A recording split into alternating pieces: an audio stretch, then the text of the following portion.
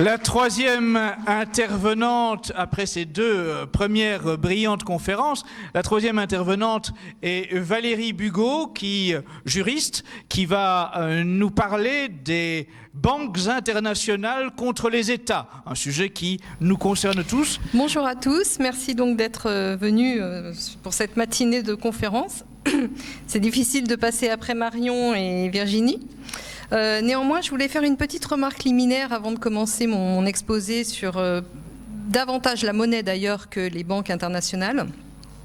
La remarque liminaire est la suivante, c'est que mes propres travaux, moi j'ai commencé en tant que juriste, mes propres travaux m'ont amené exactement au même constat que ceux que Marion et Virginie ont fait, s'agissant de la sémantique, du problème du langage et du sens des mots qui ont été divertis de leur sens initial, qui fait qu'il n'est plus possible aujourd'hui de communiquer de façon sereine, puisque quand vous communiquez avec un vocabulaire particulier, la personne qui reçoit votre vocabulaire, qui reçoit le mot en face, ne l'interprète pas, ne le perçoit pas de la même façon.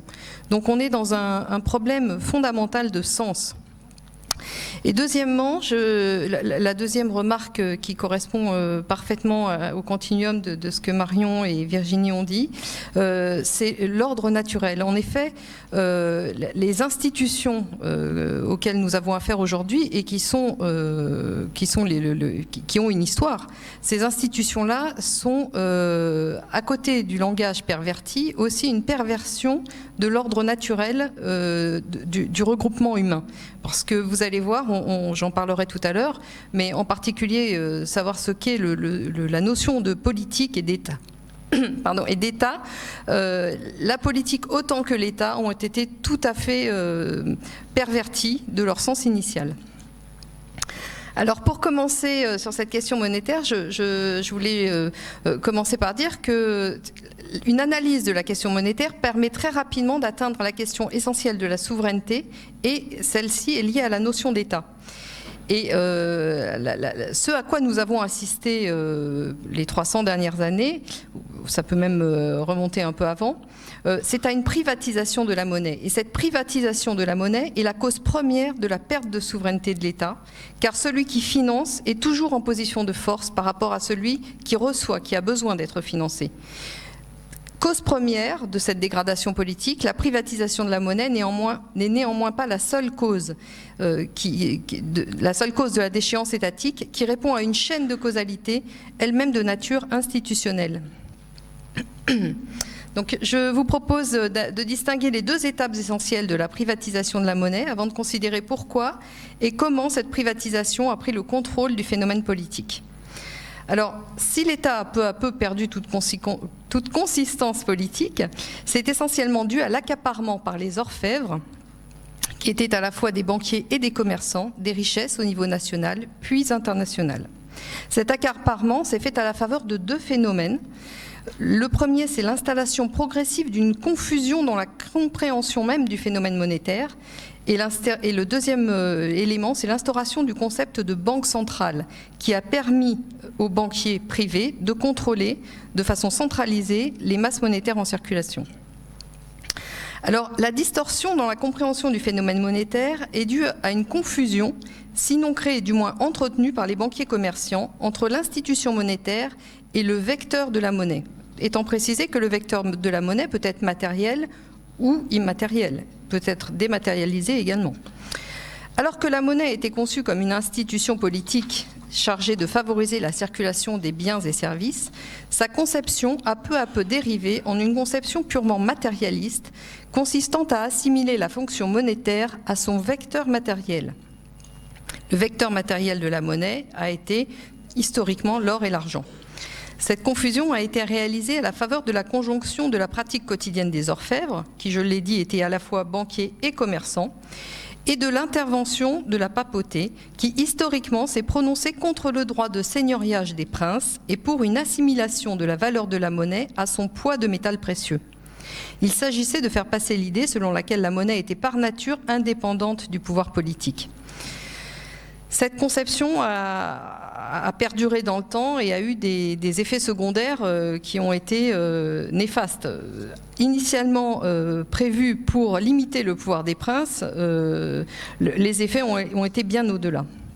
Alors la seconde atteinte au pouvoir politique par les banquiers commerçants a été introduite par l'apparition du phénomène nouveau appelé banque centrale. Ces institutions sont nées sous le signe de l'imposture. Présentées comme des banques d'État, elles disposaient à ce titre de la garantie de l'État, c'est-à-dire des contribuables, alors que les capitaux restaient dans des mains privées. L'appropriation par des intérêts privés est le vice initial du concept de banque centrale. C'est ainsi que les banques d'Angleterre, de France, la Fed, la BRI, Banque des règlements internationaux, le système européen des banques centrales, décidé par le traité de Maastricht en 1992, reflètent tout un désengagement des instances politiques de l'État dans la gestion centralisée des masses monétaires en circulation. Alors aujourd'hui, la distinction institutionnelle fallacieuse entre gestion monétaire et gestion politique est entrée dans l'inconscient collectif comme une normalité. Tout le monde estime normal que les banques centrales soient indépendantes du pouvoir politique. Personne ne se pose plus la question de savoir indépendante vis-à-vis de qui et surtout pourquoi. Dès que vous évoquez le problème politique généré par l'indépendance de la Banque centrale vis-à-vis du gouvernement, les âmes qui se croient éclairées vous répondent immanquablement. Souvenez-vous de Weimar. Mais à la vérité, cet épisode de l'hyperinflation de Weimar est une mauvaise réponse, car cette hyperinflation a été le résultat elle-même d'une politique sous domination capitalistique. D'autres rétorqueront que la Banque de France a été nationalisée. Mais là encore, il faut s'entendre sur les termes. Que signifie réellement une banque nationalisée par un État lui-même totalement dépendant des principaux propriétaires de capitaux? Alors, la monnaie, par essence, est l'apanage de la souveraineté. Parce que pour avoir les moyens d'exercer sa mission, un gouvernement doit disposer intégralement des moyens monétaires. Ainsi, Napoléon lui-même reconnaissait que la main qui donne est au-dessus de celle qui reçoit. Il y connaissait quelque chose parce que c'est Napoléon lui-même qui a instauré la Banque de France. Lorsque la gestion monétaire échappe au gouvernement, celui-ci est soumis par construction à la volonté de ceux qui détiennent la monnaie, qui peuvent lui imposer des contreparties personnelles ou collectives en échange de son soutien monétaire. Mais plus grave, l'histoire nous apprend que ceux qui contrôlent la monnaie prennent aussi le contrôle des institutions étatiques, essentiellement au moyen de la corruption, qu'il est aujourd'hui de bon ton d'appeler lobbying et qui domine toute activité législative. Ce phénomène avait été parfaitement anticipé par le premier grand banquier moderne, Mayer Amschel Rothschild, qui s'est clairement prononcé comme suit : « Donnez-moi le contrôle de la monnaie d'une nation et je me moque de qui fait les lois ». Il est intéressant de constater que l'accroissement du pouvoir des banquiers commerçants est allé historiquement de pair avec la perte de substance du concept politique et la captation du pouvoir qui l'accompagne par des intérêts privés. La séparation du pouvoir et le parlementarisme ont été les éléments institutionnels permettant la future domination du fait économique sur le fait politique. En effet, par souveraineté étatique, il faut maintenant définir les mots. La souveraineté étatique, c'est la capacité plénière pour un État, matérialisé par un gouvernement, de rendre justice, ce qui suppose la maîtrise des lois qui s'appliquent sur son territoire et la capacité d'assurer la sécurité intérieure et extérieure du groupe formé par ses ressortissants. Il faut comprendre qu'un État est par hypothèse une émanation institutionnelle de ses ressortissants, une sorte de mandataire chargé de mettre en œuvre le mieux possible l'intérêt commun à tous ses habitants.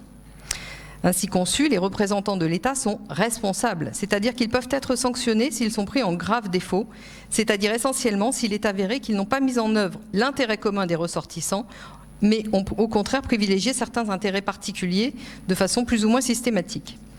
Or, depuis l'instauration de la séparation des pouvoirs, assortie du système parlementaire, la situation politique se présente de la manière suivante.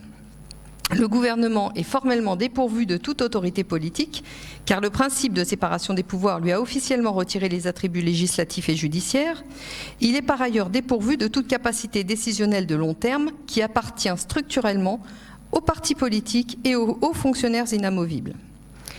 Donc, je vous propose d'analyser le problème politique généré par le principe de séparation des pouvoirs et nous verrons dans un second temps celui généré par le parlementarisme. Alors, la séparation des pouvoirs est à tort présentée comme une limitation du pouvoir. En réalité, il s'agit d'une dissolution du pouvoir. Car le pouvoir politique consiste par essence, et là nous revenons à la sémantique, à organiser la vie de la cité. Il ne peut s'entendre donc que d'un pouvoir capable de rendre la justice, ce qui suppose la maîtrise entière des règles qui s'appliquent sur son territoire, et d'assurer la sécurité de ses ressortissants. Ainsi compris, le pouvoir politique a pour fonction essentielle de gérer les intérêts antagonistes qui peuvent exister dans une société déterminée, dans le sens bien compris de l'intérêt commun à tous ses membres. La séparation des pouvoirs, en imposant un séquençage du pouvoir entre différents organismes prétendument indépendants, législatifs, exécutifs et judiciaires, a opéré une véritable dissolution du pouvoir politique, car ce dernier perdait de facto les moyens concrets d'exercer le pouvoir souverainement, c'est-à-dire en pleine capacité et en pleine responsabilité. Ainsi dissous, le pouvoir devient un ersatz de pouvoir, il est une entité apparente qui a perdu les attributs du véritable pouvoir.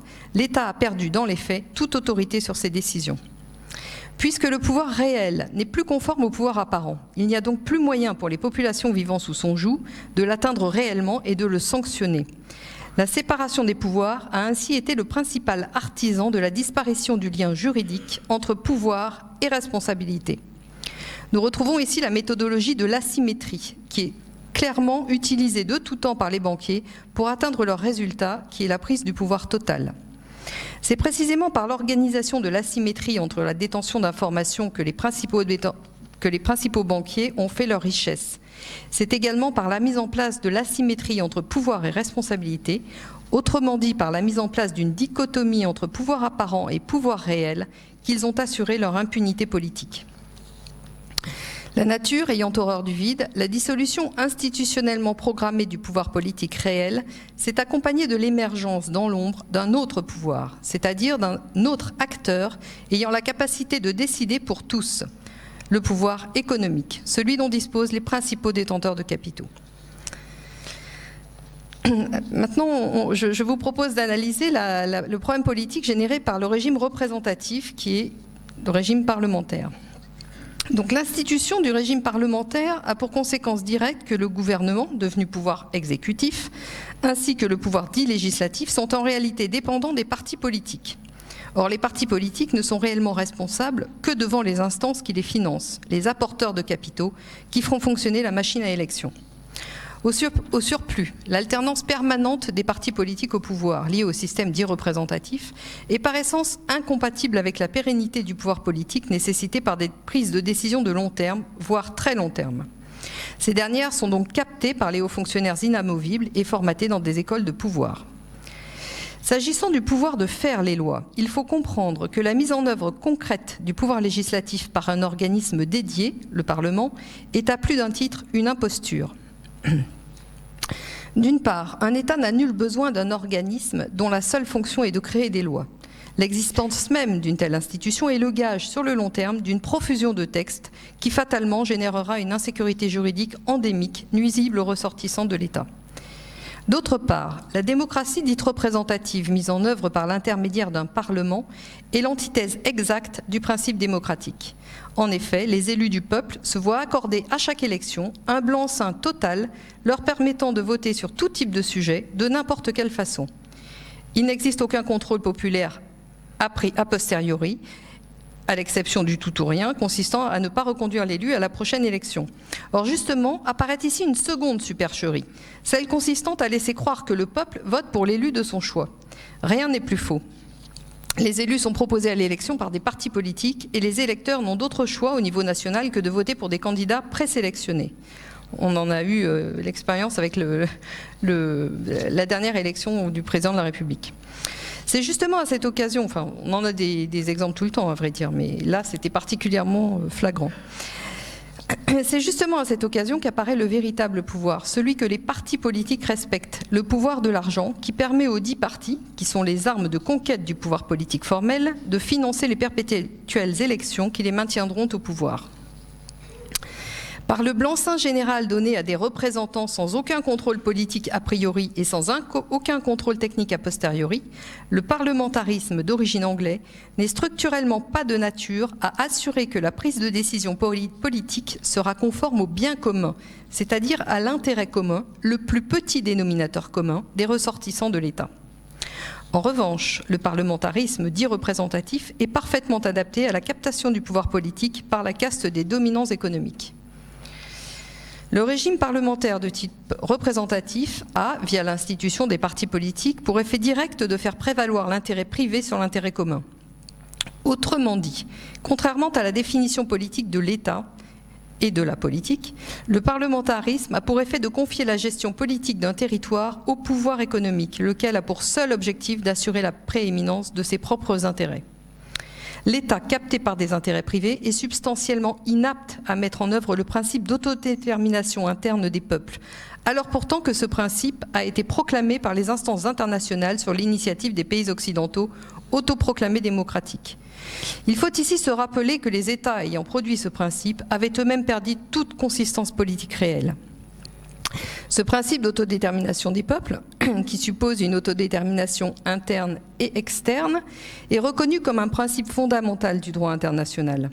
Ce principe, qui a la nature juridique d'une proclamation, déclaration d'intention à valeur dite universelle, a eu pour objectif officiel d'accompagner ce qu'il est convenu d'appeler la décolonisation. Mais en réalité, la décolonisation dont il est question a été largement fictive, car la décolonisation politique s'est en réalité transformée en colonisation financière, qui met les peuples sous la dépendance non pas d'autres peuples, mais bien des grands propriétaires de capitaux. Ici encore, nous sommes en pleine hypocrisie qui prend la forme d'une imposture institutionnelle. L'imposture institutionnelle nationale, propre aux pays occidentaux, a eu au fait de s'étendre en imposture institutionnelle au niveau international.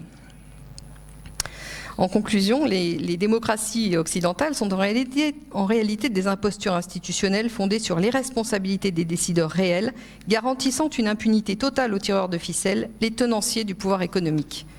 Le régime parlementaire, allié au principe de séparation des pouvoirs tel que nous le connaissons depuis la Révolution de 1789, est structurellement inapte à mettre en œuvre le principe d'autodétermination des peuples.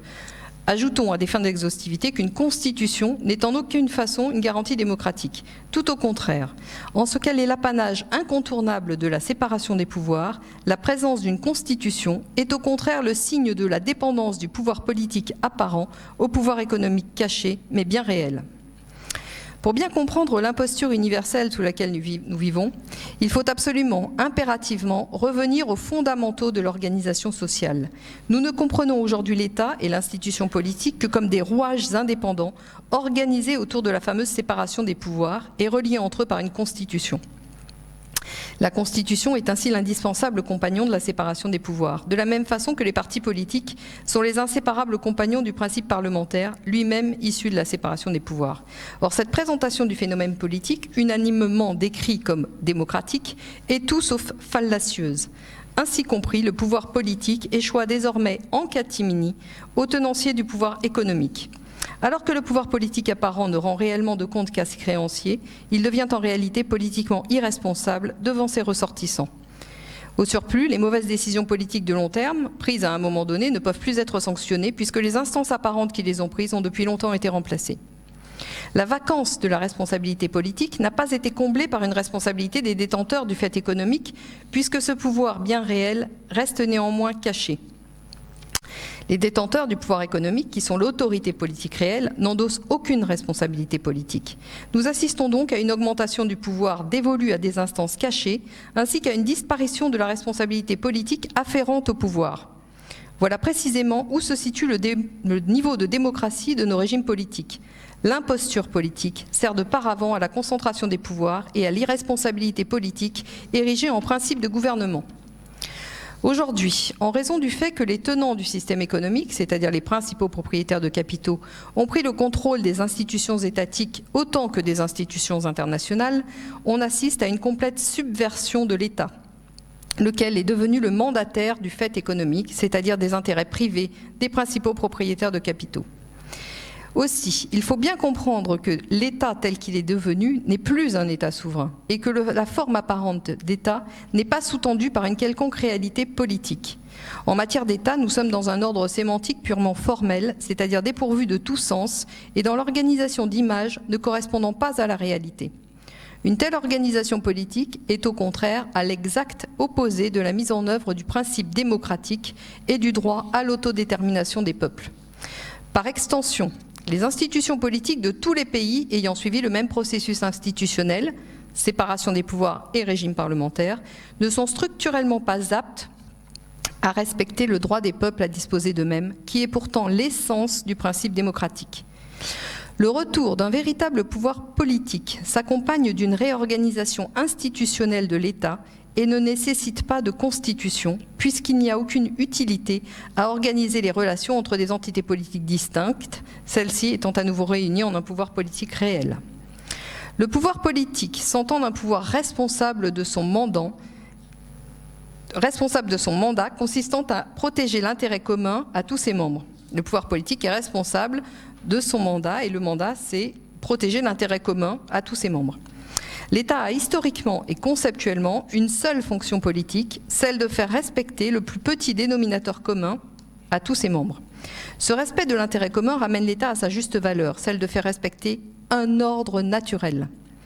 L'instauration d'une véritable démocratie passe de façon mécanique et systémique par la réinitialisation de l'organisation politique. La réalité du principe proclamé de l'autodétermination interne des peuples ne pourra effectivement être mise en œuvre qu'à la faveur de l'abandon de la séparation des pouvoirs et du régime parlementaire. Les institutions réellement démocratiques devront prendre la forme du mandat impératif, lequel ne pourra effectivement être mis en œuvre que par un retour à une organisation sociale de nature thématique sous la forme de corps intermédiaires. Cette nouvelle organisation sociale rétablira le principe juridique de la responsabilité politique des décideurs catégoriels et permettra le retour du pouvoir politique, qui est de faire respecter un équilibre entre les positions antagonistes des uns et des autres, en un mot, de rendre la justice. Le système politique des corps intermédiaires est d'un point de vue fonctionnel de nature à instaurer de façon pérenne et viable le principe démocratique, compris comme étant la capacité d'un peuple à disposer de lui-même. Je vais finir par un tout petit récapitulatif